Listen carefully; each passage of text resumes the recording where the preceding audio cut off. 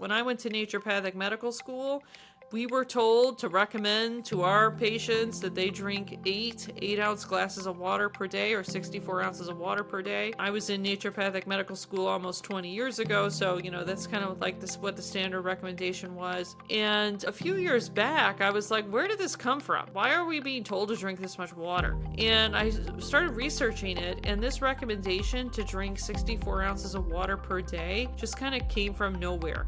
There's absolutely no research to substantiate that, and now people are told to drink even more than that. So our body is a very complex system, and so there are so many different things that have to maintain their balance relative to other things going on in the body. So we're not just like consuming water and our body is just taking that water, and if it needs it, great. If it doesn't, it urinates it out. It's not that simple. Migraine sufferers are told to drink a lot of water, and what I'm seeing recently is people, not even migraine sufferers, but everybody is being told to drink an extraordinary amount of water. So it used to be like back in the 90s, 2000s, everybody was told to drink 64 ounces of water per day. That's 8-ounce glasses. This was sort of the standard recommendation. And now people are being told to drink like a gallon of water a day. You can even like buy those huge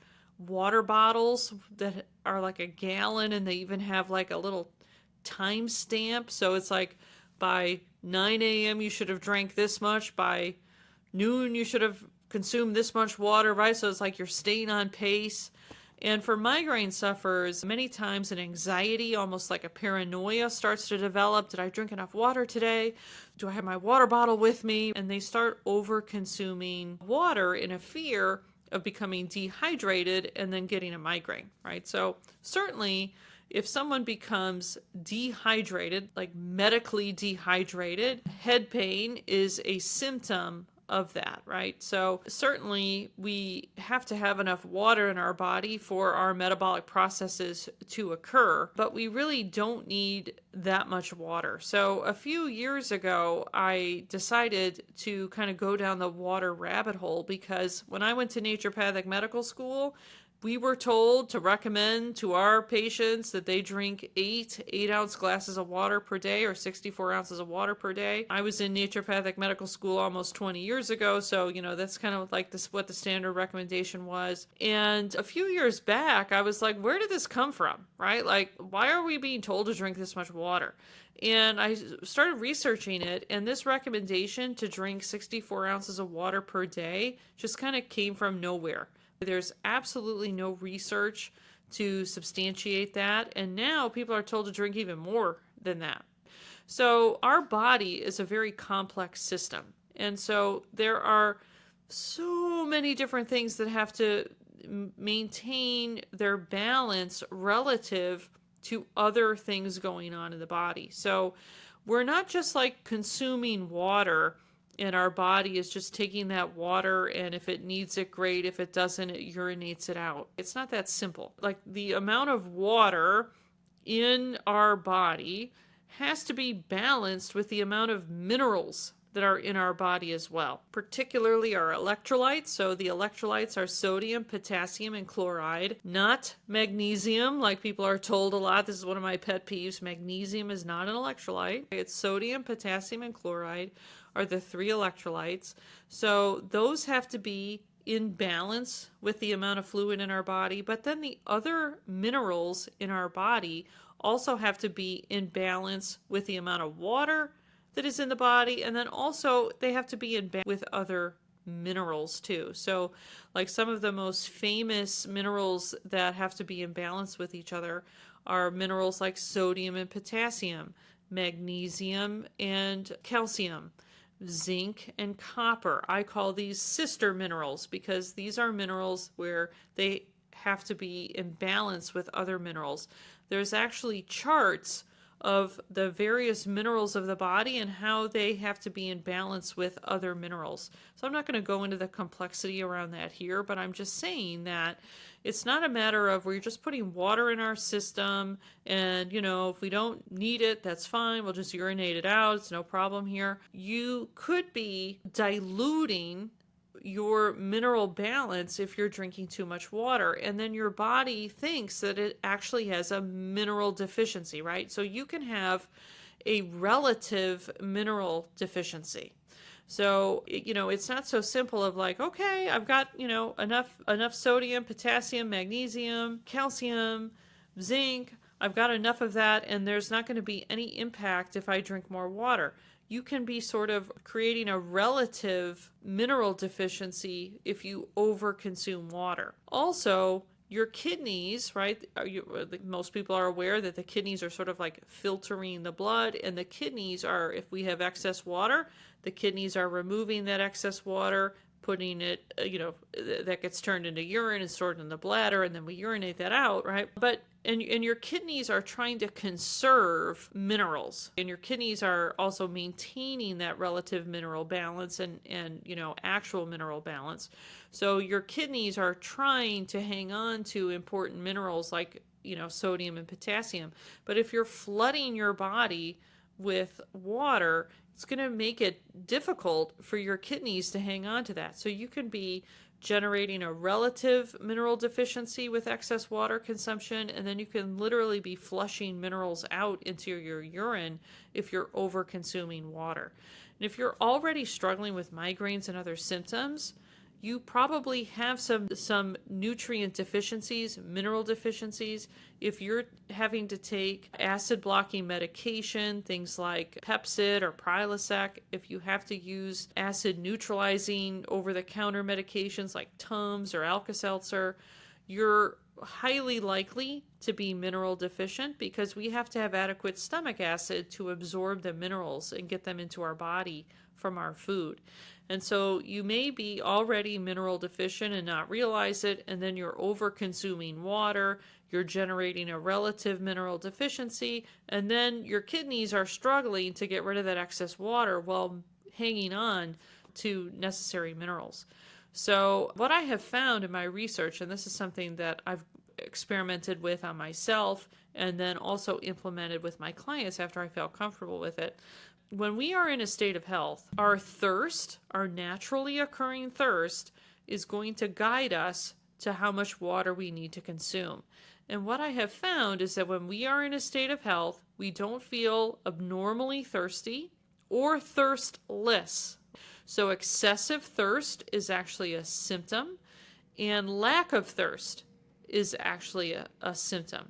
We kind of want to be kind of like right in the middle, where we are appropriately thirsty. And I have a way of assessing that. If you're, can be a little difficult. Okay, is this excessive thirst, or is this appropriate thirst, or am I not thirsty enough? It's hard.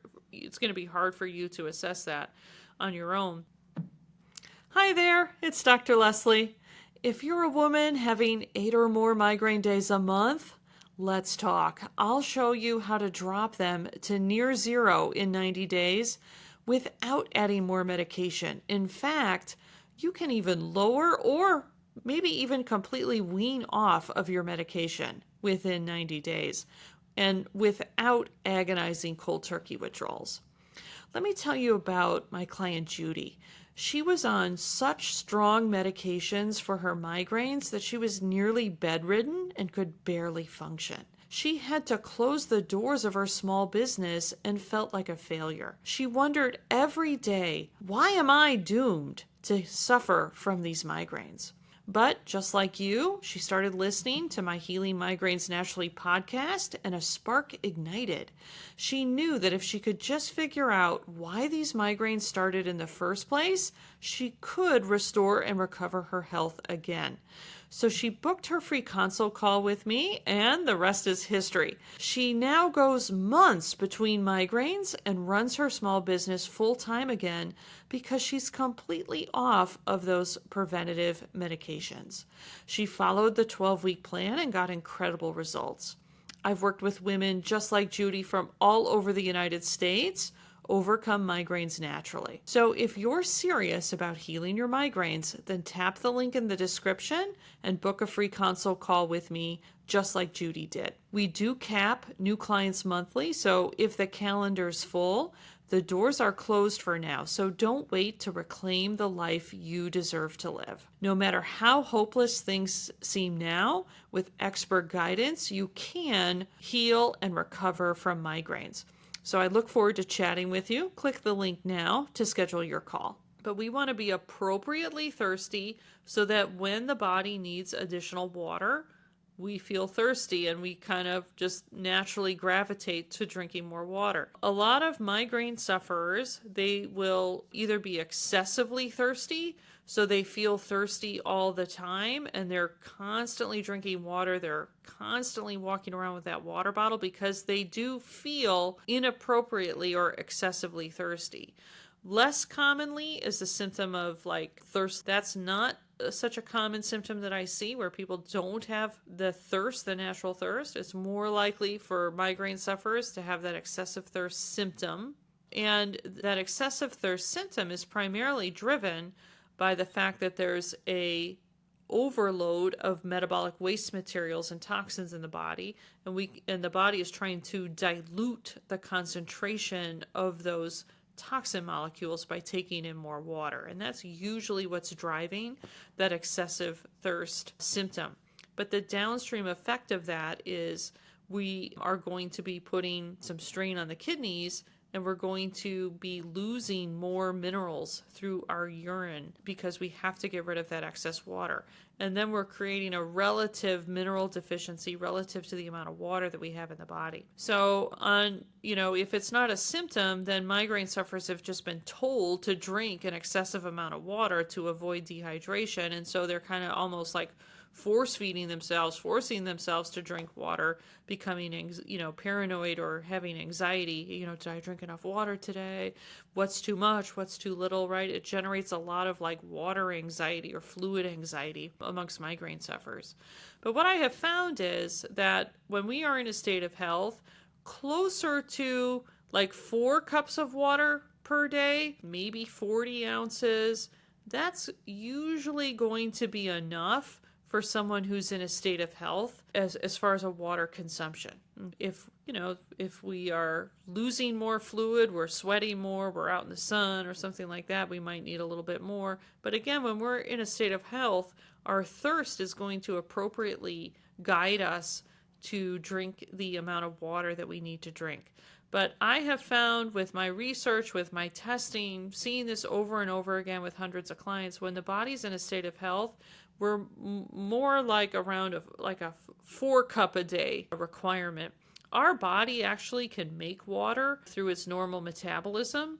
And so, again, when you think back to, here in America, right, we just turn on the faucet and the water turns on. This is like an unprecedented condition for humans to live in. And around the world, billions of people, even today, don't have access to like a gallon of drinking water a day, right? Like it's kind of silly when you think about it. 100 years ago, or several hundred years ago, no one on the planet had access to that level of drinking water very easily during the day. So we certainly weren't designed to require so much water, because that doesn't really make sense when we're looking at the current conditions and definitely the past conditions that we humans have lived in. So if you are consuming more water than that right now, I don't want you to make any abrupt changes, because when we are in a chronic migraine state, we are super sensitive to any little change, right? So,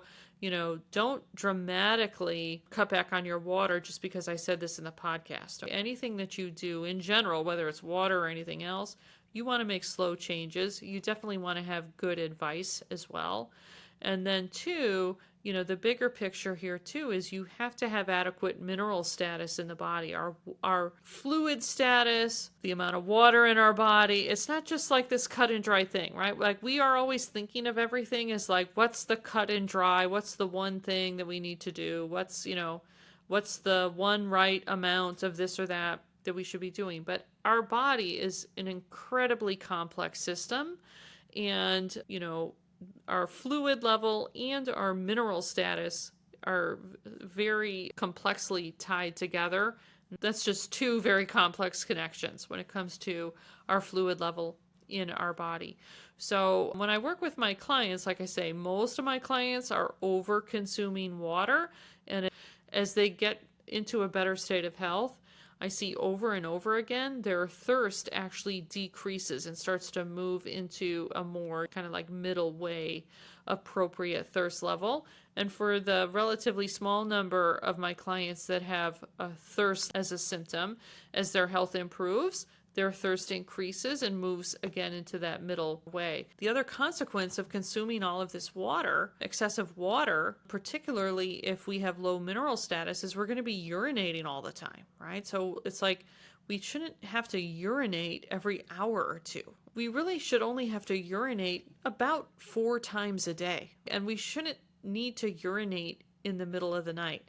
This is another myth that as we age, we have to urinate in the middle of the night as a normal aging process. That's incorrect. So having to urinate in the middle of the night is actually a symptom, and a great way to have to urinate too frequently during the day or in the middle of the night is to overconsume water and not have enough mineral status within the body. There are other factors that contribute to nighttime urination, but I won't go into all of those here on this short clip.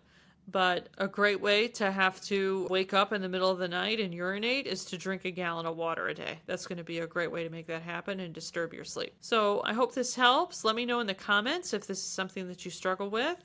And if so, and you'd like to get to the root cause of it, please reach out and book a consult call with me. Look in the description for a link to do that. And we'll talk through what your symptoms are and see what type of game plan would be the best game plan for you to get those resolved. I'll talk to you soon.